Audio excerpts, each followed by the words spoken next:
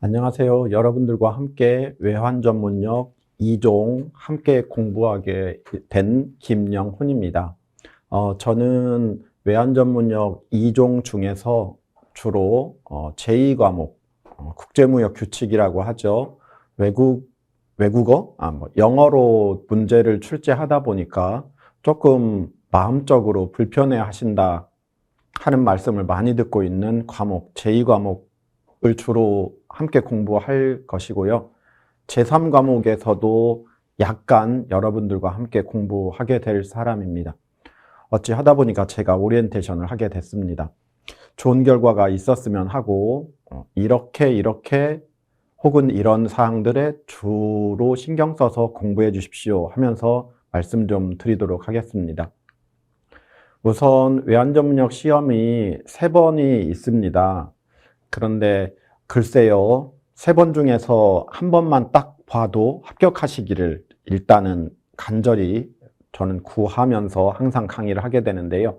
과목은 3개가 있습니다. 그래서 보시면 수출입 실무, 국제무역 규칙, 외환 관련 여신 이렇게 되어 있어서 한 번에 이제 시험을 쭉 보게 되는데 문항수하고 배점이 다른 것을 확인하실 수 있어요. 따라서 문항수하고 배점이 다르다라는 말은 어떤 문제 중에는 배점이 조금 높게 되어 있는 것도 있다라는 것이죠. 그런 문제들 틀리시면 아무래도 합격하기가 어려울 수 있지요. 지금 보시면 수출입 실무가 35문제 중에서 50점이 나와 있기 때문에 무려 15문제가량은 배점이 높다 하시는 것이니까 수출입 실무 공부 많이 하셔야 되는데요.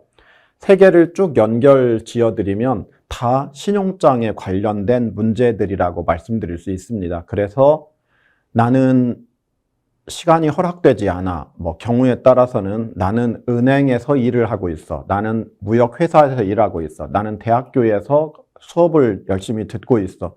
그래서 공부 시간이 부족해 하시는 분들은 주구장창 신용장 공부만 하신다면 지나치게 희망적으로 표현한다면 합격하실 가능성이 제법 있다라고 저는 생각하고 있는 사람입니다. 자, 그러면 과목별로 잠깐 말씀을 드려볼 건데 수출입 실무 35문제 중에는 대외무역법 문제가 들어가요. 사실은 무역 실무의 여러 영역들이 수출입 실무에 포함이 되는데 이 외환전문역이라는 자격시험 자체가 주로 은행 업무를 알고 있는가를 평가하는 것이라서 그런지 수출입 실무라고 제목은 잡아져 있지만 사실은 은행의 업무와 관련이 되어서 수출입 실무를 묻고 있습니다.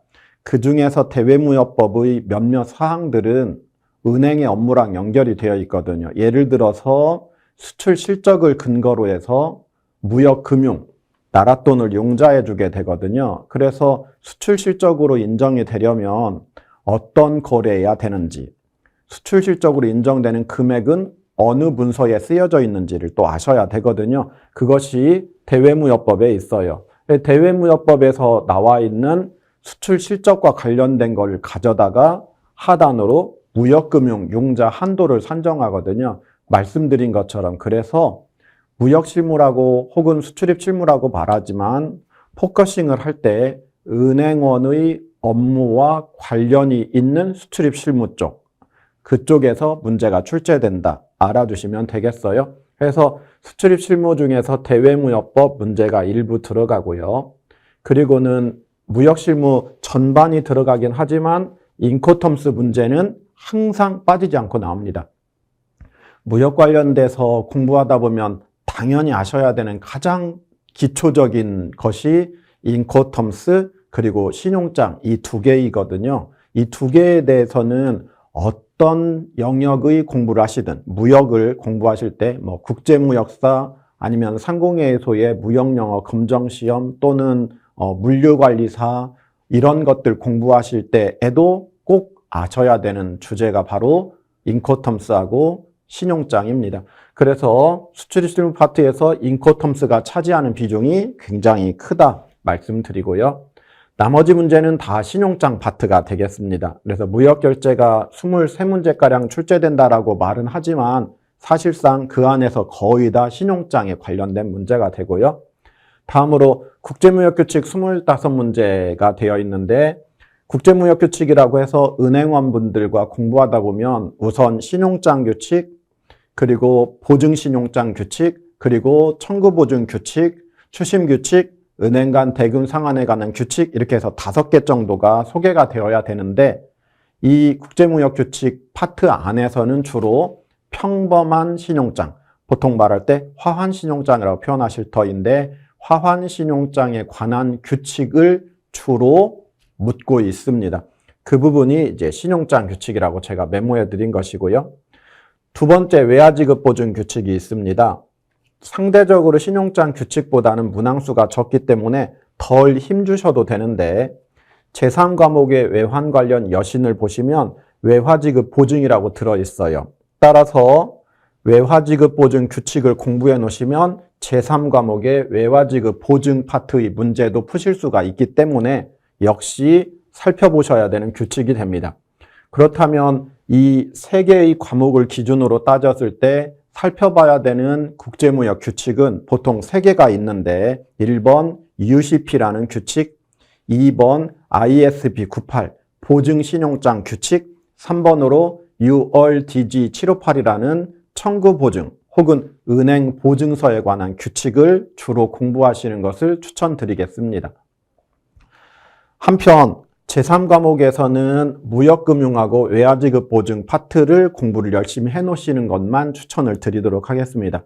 무역금융 파트의 문제를 공부하다 보면 대외무역법 이야기가 또 나올 거라서 도움 얻으실 수 있습니다. 고로 공부를 해놓으면 양 영역에서 도움 얻으실 수 있다. 외화지급 보증 파트도 역시 공부해 놓으시면 제2과목 파트의 문제를 푸실 때도 도움 얻으실 수 있으니까요. 그렇게 연결이 되어 있다라는 것 알아두시고 공부하시면 좋겠습니다. 한편 각 과목별로 영역을 쪼개 보면은 제1과목인 수출입 실무 파트를 보시면 대외무역법의 내용 중에서 거의 안 빠지고 나오는 영역이 수출 실적입니다. 국내에다가 물건을 파는 경우도 있고 해외에다 물건을 파는 경우도 있거든요. 우리는 보통은 해외에다가 물건을 파는 것만 수출 생각을 하시는데 국내에서 수출자에게 완성품이나 원료를 공급해 주는 경우를 흔히 현업에서 간접 수출이라고 말하는데 그런 내용들도 숙지가 되어야 되는데 많이 나옵니다. 그래서 구매 확인서, 내국 신용장 이런 문서들에 대해서 공부를 잘 해놓으셔야 되겠고요. 그리고 나서는 이 특정 거래 형태라고 해서 좀 위험성이 있다고 보는 거래 형태를 모두 11개를 규정하고 있는데 그 거래 형태도 암기해 놓으시는 것을 추천드립니다. 그래서 대무역법의 내용은 많지만 보드에 지금 화면에 보시는 게 3개인데 수출입의 정의, 실적, 특정 거래 형태 3개 중에서 제일 힘주는 것이 저는 수출 실적 파트가 되겠어요.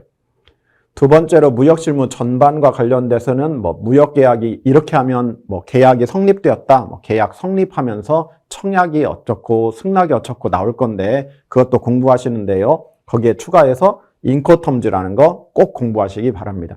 인코텀스도 11개 조건이 있어요. FOB, CIF 이런 표현들을 우리는 인코텀스라고 하거든요. 하나하나 다 철저하게 공부해 놓으셔야 됩니다. 세 번째로 무역 결제 방식은 3개가 있는데 그 중에서 신용장 결제 방식이 주를 이룰 거니까 신용장 결제 방식에 대한 학습 시간만 늘리시면 되겠어요.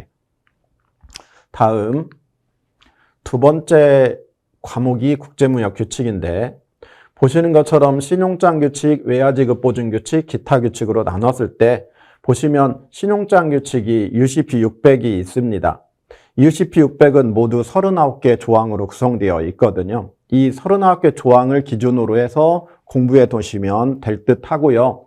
이 조항들 중에서 주로 보셔야 되는 조항은 서류 조항들이에요. 서류 조항들. 신용장 거래는 서류 규칙이잖아요. 그래서 서류와 관련돼서 공부해 놓으시는 것이 필요하니까 조항으로 따지면 18조, 20조, 28조 이 세 개 조항이 핵심 조항이 될 거니까 그거를 꼭 살펴보시면 되겠고요. 한편 UCP를 보충하는 것이 ISBP인데 공식적으로 지금 글쎄요, 시장에 아직 홍보가 덜 되어 있는데 ISBP 745가 살짝 수정이 되었다고 할까요? 조항을 조금 더 늘렸어요. 그래서 현재 ISBP 821 이렇게 쓰시는 분들도 있을 거고 745를 여전히 쓰시는 분들도 있을 것입니다. 다만 제가 강의를 하면서 조금 수정된 내용들은 더 집어넣어서 강의를 해서 수정된 내용이 9개 패러그래프 정도가 되는데 그 부분으로 인해서 불편함이 생기지는 않도록 제가 최신의 정보들은 모아놓고 있는 상태니까 저하고 함께 공부하시면 자료 확보가 늦어져서 불편함을 겪으시는 일은 없을 듯 합니다. 어쨌든 UCP하고 ISBP에 대한 공부 시간이 가장 많아야 된다 이렇게 소개해 드리고요. 다만 ISBP의 내용은 되게 많아서 사실은 우리 지금 말하면 외환 전문역 2종에서는 ISBP에 대한 문제가 많지는 않습니다. 그래서 주로 출제가 되고 있는 영역들을 제가 선별을 해서 말씀을 드리도록 할 거고요. 주로 시험 공부는 UCP 쪽으로만 신경 써서 하시면 충분하겠고요. 다음으로 외화지급 보증 규칙인데 외화지급 보증서를 우리 은행원들은 은행보증서라고 보통 표현하실 때 외화지급 보증이라고도 하고 그때는 신용장의 모습으로 외화지급 보증서를 오픈하면 보증 신용장이라고 하고요. 일반 문서의 형태로 보증서를 만들면 청구보증이라고 합니다. 보증신용장은 영어로 스탠드 바이 LC, 청구보증은 청구하는 게 디맨드잖아요. 그래서 디맨드 개런티 이렇게 쓰고 있는데 그 규칙이 ISP 98 그리고 URDG 758 각각 있습니다.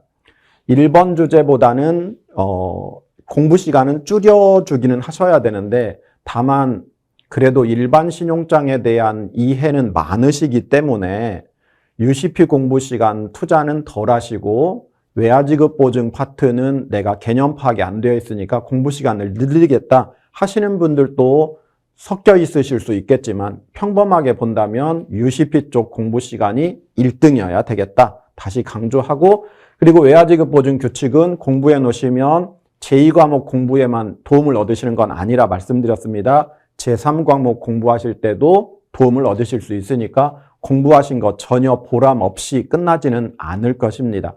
그 이외에 추심규칙이나 은행 간 대금 상환에 관한 규칙은 나쁘게 표현하면 구색 갖추기 같은 느낌이라고 할까요?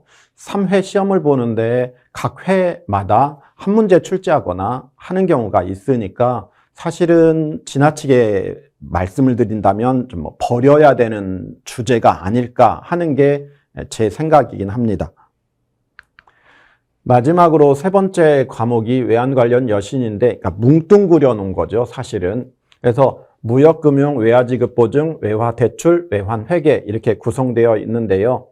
시험 공부는 1번하고 2번 쪽으로 포커싱 하시는 것을 저는 추천드립니다. 물론 저는 1과목만 할 거고 2과목, 3과목은 다른 선생님께서 참여하실 건데 어쨌든 2과목하고 3과목 중에서 2, 3 중에서 2는 공부해 놓으시면 앞선 슬라이드에서 소개해드렸던 제2과목 공부하시는데도 도움 얻으실 수 있으니까 신경 써서 공부해 놓으시는 거 좋겠습니다. 제2과목, 제3과목의 경우는 무역금융의 경우는 이제 지금 말씀드렸던 구매확인서나 내국신용장이라는 표현이 나오는데 이 문서가 바로 제1과목에서 대외무역법을 공부하다 보면 나오는 문서 이름이거든요. 공부를 해 놓으시면 역시 제1과목 문제 푸실 때 도움 얻으실 수가 있는 거죠. 그래서 다 연결되어 있는 거죠. 그래서 무역금융 파트를 공부해 놓으시면 제3과목과 제1과목 공부하실 때 도움 얻으실 수 있다. 외화지급 보증 공부해 놓으시면 제2과목 그리고 제3과목 공부하실 때 도움 얻으실 수 있는데 심지어 외화지급 보증 문제는 제1과목에서도 출제가 되고 있기 때문에 사실은 1, 2, 3과목 다 연결이 되어 있는 영역이 되겠습니다. 이렇게 전체적으로 본다면 사실은 신용장에 관한 지식을 얼마나 알고 계시는지를 묻는 자격증이 외환전문역 2종으로 아시면 되겠습니다. 그래서 외환 전문역 1종은 사실은 이제 숫자 쪽이 많이 나오는 거죠. 그래서 은행 업무를 보셨던 분들에게 유리한 것이 외환 전문역 1종이라고 보통 보고요. 외환 전문역 2종은 무역 실무 쪽 공부하신 분들에게 유리한 자격증이라고 볼 수 있습니다. 따라서 혹 무역 실무를 경험하셨거나 무역 영어나 혹은 국제무역사 혹은 저하고 함께 공부하게 되는 CDCS 같은 자격시험을 공부하시는 분들의 경우에는 외환 전문역 2종을 발판으로 삼아서 CDCS로 넘어가시는 것도 나쁜 선택은 아니라고 판단이 됩니다. 자, 여기까지 하겠습니다. 여러분들 저하고 3인 공동으로 해서 외환 전문역 공부하시긴 할 건데 저하고도 공부하면서 유쾌한 경험 가지시고 최종적으로 합격하시기를 바라면서 오리엔테이션 여기까지 하겠습니다. 고맙습니다.